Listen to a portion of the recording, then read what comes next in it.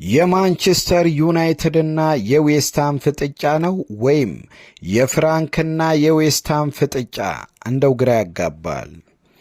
ከጫወታው በፊት የማንቸስተር ዩናይትድ ደጋፊዎች ዛሬ ሁለት ድል ነው የካሪክ ዋንጫ ጉዞ የሚቀጥልበትና የፍራንክ ኢሌት ጸጉር የሚቆረጥበት ዕለት ነው።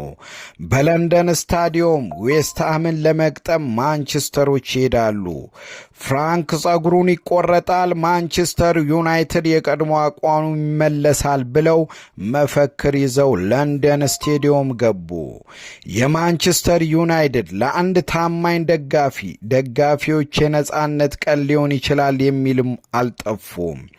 ፍራንክ 493 ቀናቶችን ጸጉሩን አልተቆረጠም። ኦክስፎርድ ውስጥ የተወለደው ደጋፊ የሚኖረው ግን ስፔን ውስጥ ነው።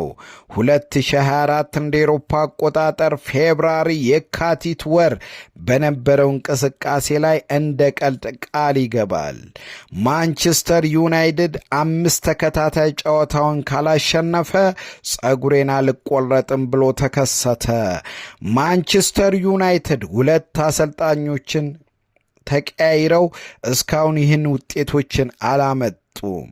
ሶስተኛው የተቀየረው አሰልጣኝ የፈርጉሰን ልጅ ካሪክ ግን 4 ጨዋታ በተከታታይ አሸንፎ ማንቸስተር ሲቲን 2-0፣ አርሴናልን 3-2፣ ፉልሃምን 3-2፣ ቶተናምን 2-0 አሸንፎ ዌስትሃም ግን ነጥብ አስጥለውታል።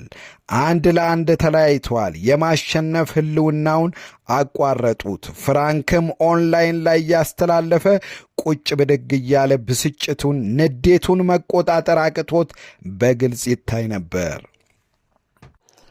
ፍራንክ ለአንድ በጎ አድራጎት ሕፃናት ላይ ለሚሠራ የተቆረጥኩትን ጸጉር እሰጣለሁ፣ የገቢ ማሰባሰቢያ አድርገዋለሁ፣ ግን አልተሳካልኝም፣ ሌላ 5 ጨዋታ ጠብቃለሁ ብለዋል። የፍራንክ አድናቂዎችና የማንቸስተር ዩናይትድ ካሸነፍን የዘመናችን ጀግና፣ ሳቃችንን፣ ደስታችንን የመለሰልን ካሪክ ነው ጸጉርን የሚቆርጠው ብለው የሚጨቃጨቁም አልጠፉም። ቢሆንም ባይሆንም የፍራንክና የማንቸስተር ዩናይትድ ደጋፊዎች ነጥብ በመጣሉ አዝነዋል። ዘመቻ መቀስ፣ ዘመቻ ጸጉር ቆረጣ ብለው በነቂስ ያሰሙትን ድምፅ ማክሰኞ ከምሽቱ 5 ሰዓት በለንደን ስታዲየም ተጫውተው ዌስትሃም ነጥብ አስጥሏቸዋል። ቀናቸውን አጨልመዋል። አሁንም በአራተኛ ደረጃ ያለው ማንቸስተር ዩናይትድ አንዳንድ ያጋጥማል። ቢሆንም ቻንስ አለን፣ ወደ ዋንጫው እየቀረብን ነው፣ ጠንክረን እንሰራለን ብለው አሰልጣኙም ተጫዋቾቹም ለደጋፊዎች ቃላቸውን ሰጥተዋል። የፍራንክ ኢሌት ጸጉርን ለማሳጠር ሌላ 5 ጨዋታ ይጠብቃል አይጠብቅም፣ ሌላ ውዝግብ ውስጥ ገብተዋል። አቻ ነው፣ ነጥብ አልጣልንም፣ መቆረጥ አለበት የሚሉም አሉ። በሌላ ወገን ደግሞ የዚህ ዓመት ጨዋታ እስከሚያልቅ ድረስ ነው፣ ጨዋታው ካለቀ በኋላ ክረምት ላይ ነው የሚላጨው የሚሉም አሉ። ሌላው ደግሞ 5 ጊዜ በተከታታይ ስላለ በተከታታይ እስከምናሸንፍ ነው መቆረጥ ያለበት ተብሎ 3 አጀንዳዎች፣ አከራካሪ ሐሳቦች መጥተውበታል። ዌስትሃም መጀመሪያውኑ ተፈርቶ ነበር። ማንቸስተር ዩናይትድ ላይ በተከታታይ ሲጋጠሙ በማሸነፍ ብዙዎች ተንታኞች ዌስትሃም እንደሚያሸንፍ ገልጸው ነበረ። እውነት ማን ዩናይትድ እንደፈለገው እንዳይጫወት አድርገውታል። የጨዋታ ሲስተማቸውን እየቀየሩ የሚፈልጉትን ውጤት አምጥተዋል። ከማንቸስተር ዩናይትድ ነጥብ ከመጣሉ የበለጠ የፍራንክ ኢሌት ጸጉር አለመቆረጡ እየተወራ ነው። ብዙ ደጋፊዎች የሰጡትን አስተያየት እየጋበዝኳችሁ ፕሮግራሙን እቋጨዋለሁ። አዳዲስ ዜናዎች ካሉ እለቅላችኋለሁ።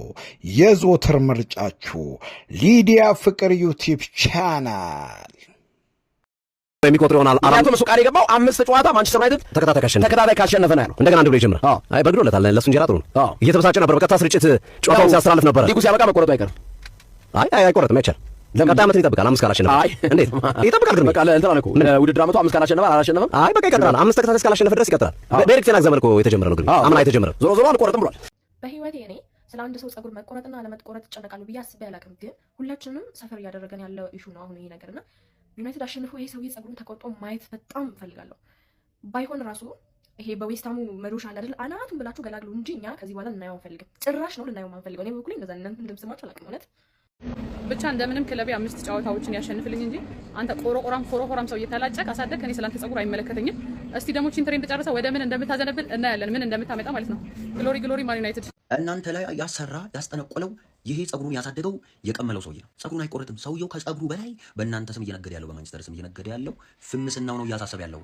ስለዚህ ማንቸስተር ዛሬ አያሸንፍም። ይሄም ሰውዬ ጸጉሩን አይቆረጥም።